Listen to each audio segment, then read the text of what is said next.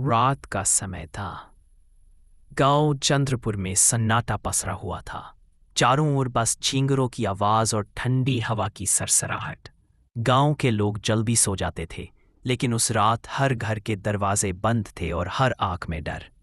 कुछ हफ्तों से गांव में अजीब घटनाएं हो रही थीं।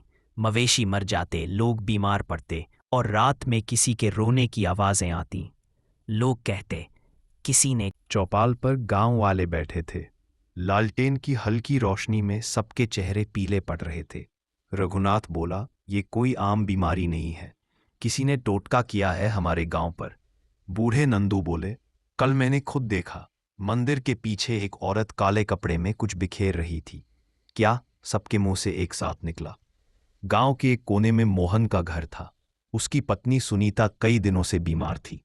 रात में वो चिल्लाती, मुझे कोई गला दबाता है, मैं बोल नहीं पाती। मोहन कहता, ये वहम है, तू डर मत। लेकिन एक रात उसने खुद देखा। सुनीता के सिरहाने एक काली परछाई खड़ी थी और उसके हाथ में थी जलती हुई मिट्टी की खोपड़ी। अगली सुबह तालाब किनारे लोगों ने देखा, नींबू राख और लाल धागे में बंदी गुड़िया पड़ी थी। उस पर लिखा था, सुनीता।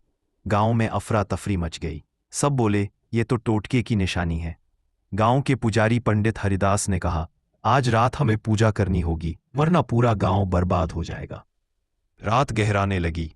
हवा तेज चलने लगी। पेड़ों की डालियां झूल रही थीं, जैसे कोई चीख रहा हो। अचानक सुनीता अपने आप दरवाजे की ओर खींचने लगी। मोहन ने उसे पकड़ लिया।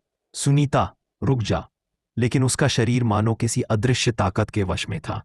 छोड़ दो मुझे, वो बुला रही है। पंडित हरिदास, मोहन और दो गांव वाले लालटेन लेकर निकले। तालाब के पास एक औरत काली साड़ी में खड़ी थी। उसके चारों ओर नींबू और राख का घेरा था। वो अजीब आवाज में मंत्र पढ़ रही थी। पंडित बोले, कौन है तू? औरत ने धीरे धीरे सिर उठाया। उसकी आंखें लाल थीं और चेहरा झुलसा हुआ। तुम सबने मुझे डायन कहा था, गांव से निकाल दिया था। अब मैं तुम सबका अंत देखूंगी। वो थी चंपा, वही औरत जिसे गांव ने बरसों पहले निर्वासित किया था। पंडित जी ने गंगाजल उठाया और हवा में छिड़क दिया।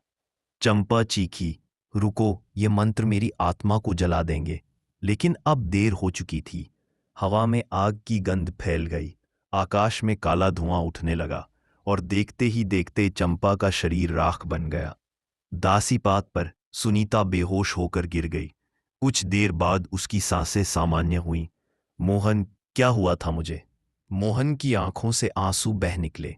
सब खत्म हो गया सुनीता। वो औरत अब नहीं रही। अगले दिन पूरे गांव में हवन हुआ। हर घर में गंगाजल छिड़का गया। गांव अब शांत था, पर कहते हैं, रात को आज भी तालाब के पास से चंपा की हंसी की आवाज आती है। हाँ, हाँ, ऐसे ही हॉरर स्टोरी के लिए हमें सब्सक्राइब कर लें।